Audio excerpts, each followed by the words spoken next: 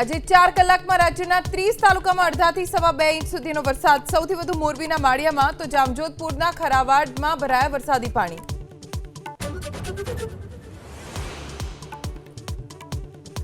ધરોઈ ડેમમાંથી પાણી છોડાયા બાદ અમદાવાદમાં સાબરમતી નદી બે કાંઠે. નદીનું જળસ્તર વધતા રિવરફ્રન્ટ વોકવે બંધ, તો બુલેટ ટ્રેનની કામગીરીમાં પણ વિક્ષેપ.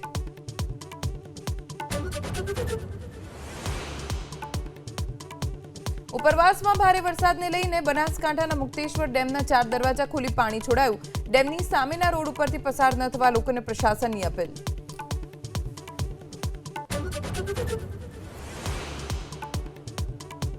જમ્મુના અનેક વિસ્તારોમાં વરસાદી આફત. રૂપનગર અને નાનકનગરમાં જોવા મળ્યો પાણીનો પ્રચંડ પ્રવાહ, તો કબીરનગરમાં અનેક ઘરમાં ઘૂસ્યા પાણી.